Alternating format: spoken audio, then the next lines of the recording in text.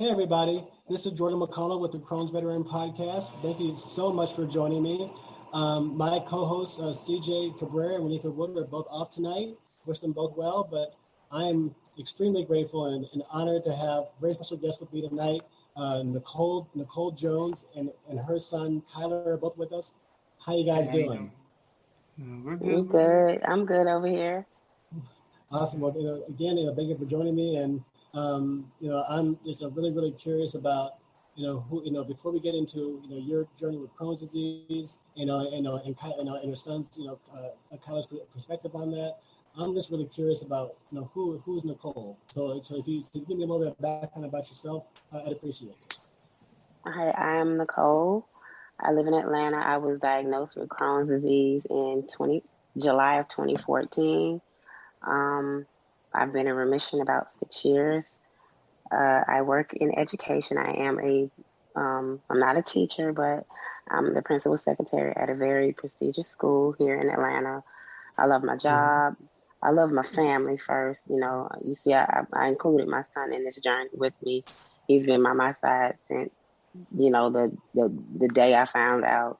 Um, but I'm just all about trying to reach out and help others to understand this disease because it's attacked a lot of people. Right. And so, well, again, it takes, sharing stories not for everybody. And so, again, I'm grateful for you being here. And so, No problem. what was it like, when you first, got diagnosed? And so, what you kind of, tell me about, what the events that led up, a Okay, little bit. so um, before I moved here to Atlanta, because I moved back to Atlanta in 2010, I was in Savannah. And I kept getting misdiagnosed. They said I had GERD. They said I had acid reflux. And I think the last thing they told me I had they found out I had Crohn's was erosion in my stomach. Mm. Um, so I went to the doctor and I was seeing a gastro, and my doctor was like, or the nurse practitioner, she was like, "You okay?" I was like, "Yeah, I'm fine." And I said, "But I'm starting to have this abdominal pain on my right hand, my right side." And she was like, "Okay, well, if it hurts again, if it has, we're going to check you out again." She wanted to see me the next month. So I came in the next month and I told her I'm still having pain. Plus, I was, losing weight. So she was like, "Okay, well, we need to go ahead and get you and bring you in to have a colonoscopy." Mm. I said, "Okay, fine." I was in my mid 30s. Um, they brought me in. I did a my first colonoscopy.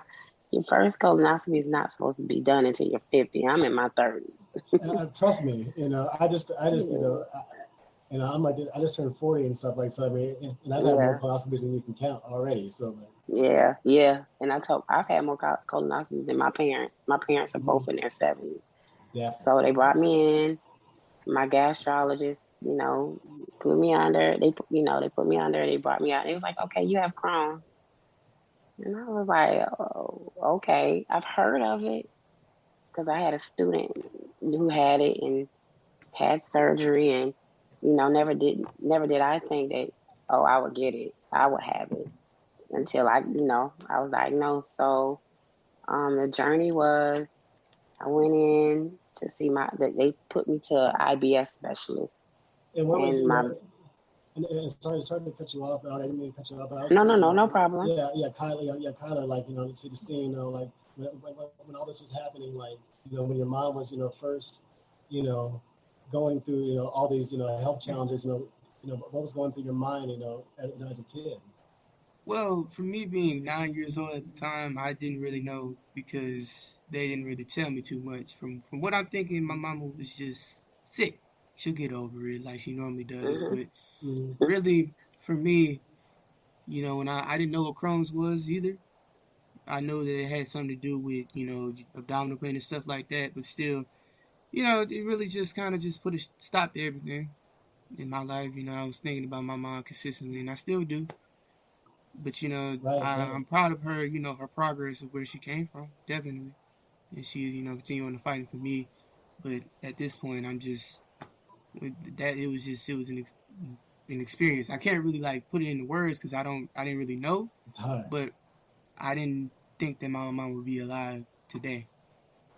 But she pushed Right. through and fought for It's me, so I really appreciate that. awesome. It's see, the people just don't know. I mean, my family. Mm-mm. I'm grateful for my family that the support systems matter Oh very yeah, much, you very have to much. have a great Um, family support, or just yeah. support system. Period. Point blank. Facts. Yeah, just and if you don't have it, find it. Go out and get it. Mhm. Um, Mhm. and so what? And so you know, so did that? How did Crohn's affect your career, or did it?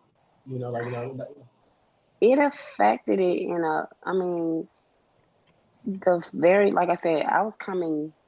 I think I was coming off of the summer and going into it, and they had already gave me my timeline of when I need to have surgery. Um, because she was like, "Yeah, you definitely gonna have to have surgery." They were trying to have surgery. I was diagnosed in August, and they were trying to have that surgery in the fall. And my doctor, she let me visit with the surgeon, and the surgeon was like, "We don't need to do nothing right now. We don't want to go in and do surgery and then flare it up even more, and then she has to have another severe surgery." So they started me out on the Remicade. So I started the Remicade in, I want to say, September 2014. I've okay. had to have iron infusions. Um, and I was losing weight drastically. I mean, I went from I want to say 125 ish down right before I got to my surgery. I didn't have surgery until February of 2015, and by Mm, that time, I had lost so much weight. I had gotten down to 92 pounds. wow. I was very frail. I was still trying to push. I'd be outside playing basketball with my son. He didn't know I was in pain. I just endured it. Tyler, you remember that? You remember that? Yeah, I do remember when she did come outside. I didn't think that anything was wrong, so I just, Mm-mm. you know, I fought Mm-hmm. through it because I was Mm-hmm. like, okay, I still got to be a mom, and I was still working. My job was very supportive at the time until until after I started getting better.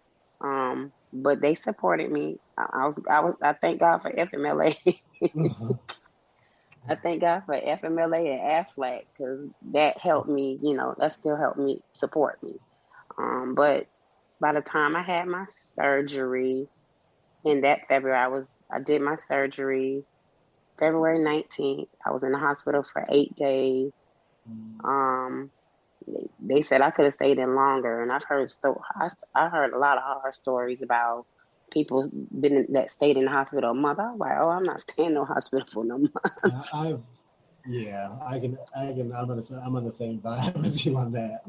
Like, So, and see, mm, at the time I was in the hospital because I went to, my doctor's office is with Emory. I was in the hospital at the same time as that whole thing that was going on with Bobby Christina. mm, I remember that. So, not too many people could come to the hospital. They were really not playing with that. So wow. I was like, good Lord, I had all this going on. So I was really trying. And then it snowed down. I think they shut down the city because it snowed. So it was something. But when I got out, I felt like a brand new person. I mean, I felt like a I'm brand happy new to hear that. I'm person. happy to hear that. And hmm so, you just had that one surgery. I've only had that one surgery, but I just saw Mm, my doctor a couple of weeks ago, and she said, she was like, "You're doing pretty good. I don't know what you're doing. Keep doing what you're doing." She's like, "Eventually, you will probably have to have another surgery." I was like, "I hope not. I don't want to go through no more surgery. I'm doing real good. Hmm. I'm doing and what really was that good." surgery? They had to do a resectioning of they had to remove a foot of my intestines. They had to repair a few fistulas, and um, yeah, but they had to take out a foot of my intestines. They said it was so diseased they don't even know how I made it. And they didn't. She was like, I don't know. The surgeon came in the next day. She was like, I don't know. She was like, I don't know how you made it this long. She was like, you were so backed up. We don't know how you made it this long. Period, point blank. She was like, it's amazing. I was like, you know, I depend on God, and I think that was just my. And then my son was my motivation to just keep going, keep going. I had to live for him. I had to do this I had to live. I wanted to be here for him. So that was my motivation. Mm. Well, thank you for sharing that. And I've had two major surgeries myself. And so Wow. when I got done when I was 14 Oh, years wow. old in 1995. So I'm aging myself a little bit. Hmm. But yeah, and so I was just hanging out at a friend's house, and then the worst stomach ache in my life. And this kind of, I remember just at the time, like rolling knives in my stomach, Wow. and it was just terrible, terrible, terrible. The worst stomach I've ever had in my life, and then it didn't go away. Yeah.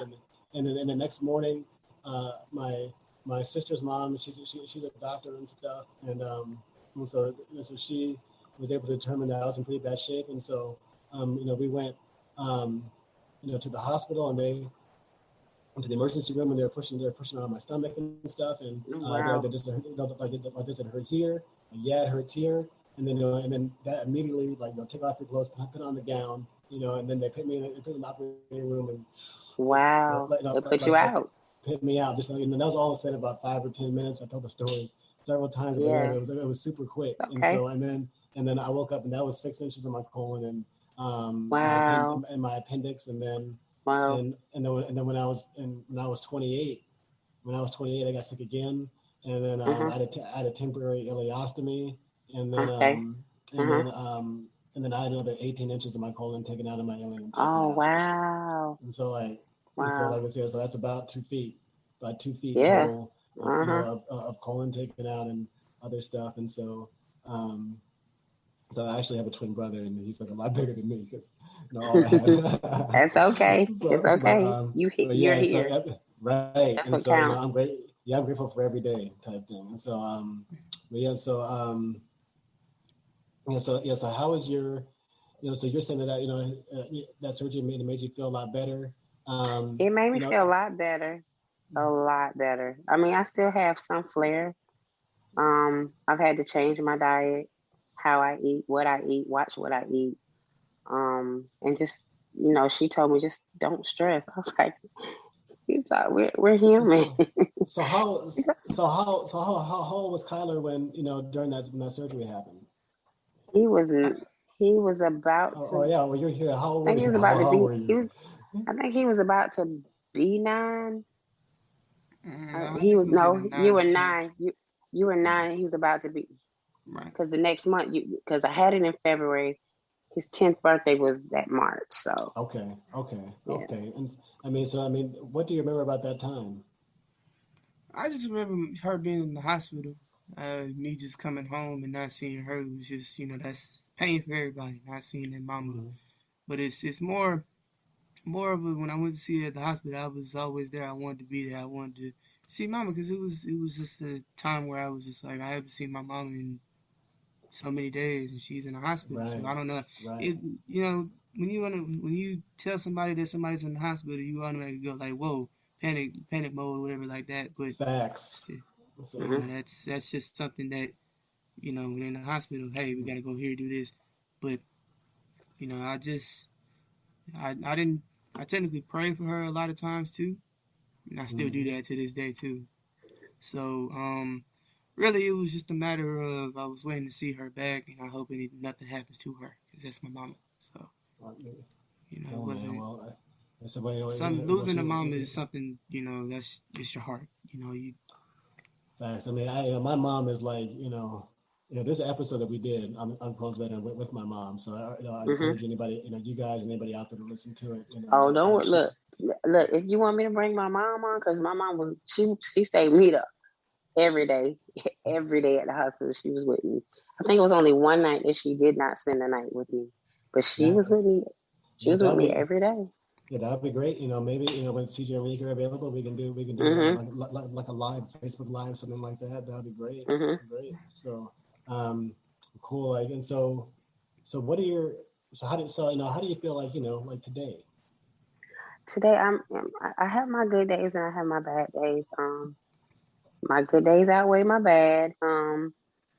As like I said, if you change your your habits and the way you eat, your diet, and I do a lot of stress relief things. I mean, I'm stressed out a lot, but I know how to just moderate it and get down to the bottom and be easy Yeah, because I don't want it to yes. relapse. Yeah, speaking of that, like, because I have a similar problem with stress. So, I Hmm. was, It's hard. yeah, life is full, right? So, Yes. You um, gotta look. I have a teenage son. right. I have a 6-year-old. He saw it back there type thing. Uh-huh. So, and so, yeah, and so, yeah, so I'm married, dad and Crohn's and Hmm. business and all this stuff, and so, yeah, so that's why I kind of do this show because it's called Crohn Veteran for a reason because anybody that Hmm. has Crohn's disease is a Yeah. you've been in the trenches, Oh, yeah. like, and so you've kind of earned your stripes to me, and so like Hmm. so because you have to do life, you have to be this amazing Yeah. executive assistant and stuff, and kick butt at work, with all this stuff happening in the Hmm. background, right? And Exactly. so It's like and life people doesn't don't. stop moving No, because you have Crohn's. the world still Mm-mm. turns. The world still That's right. turns, That's and so correct. like so that's and just to me it's just just finding the environment that actually just makes life easier, and so yeah, Hmm. so what are some of those things that you do to to kind of well, two questions. One, what are some of the foods and things that you try to avoid that that don't sit right with you, and then also what are some of the mental health techniques that that you do to try to stay centered. Okay. To answer your first question, foods. I'm sorry. Foods that I avoid is milk, Mm, um, beans. If I do any of that, I do moderation. mm, I buy it for my son because yes, he has to eat. He's a mm, grown boy. mm. Um, but certain foods I kind of stay away from. Like my doctor told me to stay away from raw vegetables. She said that's not good for you. I was like, well, other doctors say there is. So which one is it? That's that's that's the truth, right? It's like, I That's a mean, common story. what Yeah. diet am I supposed to listen to my Crohn's doctor? Am I supposed to listen to my PCP? So So I'm like, what is it what I need to do? But I mean, moderation. If you find something that is, that you can eat and you can tolerate, then yes, you just make sure you do it in moderation. Also with I find it very meditating when I walk or when I mm, work out. I've even sometimes put in my schedule meditation and yoga. That okay. has helped me. I make sure when I go to work, I make sure I take a break. I make sure I close my door. I make sure Mm, I go to my car. I make sure I take my breaks. I make sure that I have that time of peace because I need you. You get stressed, but you have to de-stress yourself as well. mm. So Yeah, I make sure I find that time. this is good. But this is good for Kyler too. Because like Mhm. he's gonna be out of Yeah. out of school soon, working, making money, doing all these awesome things in his Mhm. own in his own life, right? And so like Mhm. and I was just one of our business advisors for one of the companies that I'm working on said that that she every Friday she built it into her schedule like from like 1 to 5. Mhm. Mhm. Like so, and like which was getting her hair done, getting her nails Mhm. done, getting That's a correct. massage, Take care of yourself. and so that It's applies to called you too, self Kyler. care. Like self care, and so because you can't take Mhm. over the world if you don't feel good, Mm-mm. you know, You and can't. so You you, can't you do cannot, nothing. and so you have to build it into your life, and it's just Mhm. things that you like to do, That's whatever correct. makes you happy and it makes you feel like relaxed, cool, Mhm. recharged. Because even in high school or whatever, the life can be stressful, and Oh so yeah, like, it is. and so You know, like, my son's he is very busy because I mean, he's in the band. He what does do you private play? lessons. Oh, you can say it again? What do you What do play? you What play? instrument do you play? Yeah, what do you play in the Oh, I band? play trumpet. So you know how that Cool. goes, trumpet. So the leaders of the band, all of that type of stuff. So it's it's that my parents keep me busy, so I'm not just doing this one thing, doing this. So That's dope. just That's dope, man. This is good for the mind. So like, Mm-hmm. and so like, I played the cello when I was like Oh wow, I think like that's seventh dope. or eighth grade, something like that. So, man, I remember being jealous of the band because y'all better music type, like instead of the And orchestra. and there's a lot of things that band people who are in the band they notice, but regular people don't. So Mm-hmm. it's a Mm-hmm. blessing and it's a curse at the same time. Because be like, hey, he did this, but it's always good to Yeah, just know it's how good having music people around was you. transcribed and composed and stuff like that. So It's good to have people around you to keep you honest, type thing. Mm-hmm. so, but cool. Well, I think with that, guys, we're gonna kind of wrap things up a little bit, but Okay.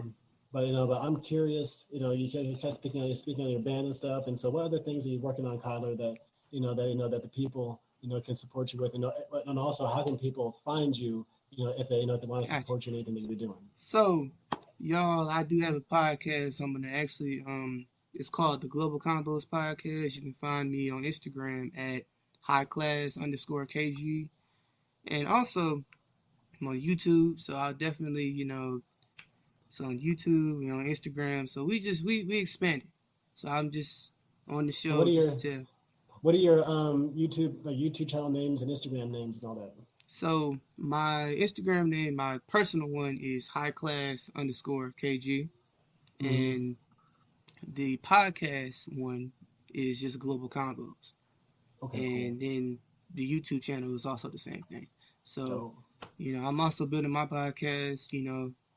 Give me all the warning, we're not filtered. Just letting you know. But No, uh, at the same time, but I gotta let him do what he do. He's a right. yeah. You gotta be able to express yourself, man. And so exactly. that's So dope. if you want to tune us in or tune in when you're bored or whatever, I'm not saying that people watching when they're bored, if they do, it is what it is. But if you just come across us, just make sure you just drop a like and a subscribe. I recommend that y'all watch all the episodes. They're pretty entertaining. So Appreciate that. Appreciate that. They Same. are very, very, very entertaining. Awesome. Well, no, you heard it from everybody. Please support Connor. In his show and his brand and everything. Same thing to you, Nicole. Like, if people want to, reach out to you to support you, make your life easier. How can they do so? I am. My Instagram is at beige babe, and that's BEIGEDABE. My Facebook is just Nicole Jones. I don't do too much. I'm like I said, I'm a executive assistant at a school, so I can't do too much. I am trying to brand my name with a friend of mine, with my Crohn's partner. I have a Crohn's sister. Her name is Monique. Shout out to her. We're trying to do a little something together. So that's coming soon. That's coming soon. But yeah, I'm not basic, but I knew it was time for me to tell my story so people can understand what this disease is about, because a lot of people don't know what it is. Cool. You're absolutely right. There's millions of people in the world, in the country that have it, but it's like just enough people to where Hmm. you can't find them. There's like it's just Hmm. spread so thin, and so And that's the only why. time I see them is when I go get my treatments. Same. Like we're Yeah. we're we're we're, we're all young out the street type thing. But Hmm. so that's just why I'm so grateful that your voice and Connor's voice is here today. It has real Mm. value, No and problem. for everybody that enjoyed this interview. I highly encourage you to like and subscribe to the Post Veteran Podcast. We're on all major platforms: Google, Apple, Anchor, all of them, Spotify. Our YouTube channel is Crohn's Veteran. You can check out our website, crohnsveteran.com. Please nominate us for the We Go Help Awards, Best in Show podcast. You can nominate us on our website. again, we're just grateful. We're grateful for your support. We're grateful for the love. So, I'm so grateful as again, well. right. Yeah. So again, Kyler, thank you, sir, for being here, supporting the show and your mom and everything. Oh, no And problem. No problem. and And I Nicole, did, and I did the liberty of just putting it in the chat, so you don't get confused or whatever. So, all right. I'll make sure that people know how to get to you, man. all So, right, cool. cool. Well, and Nicole, again, thank you, and No that's it. problem at all. All No right. problem.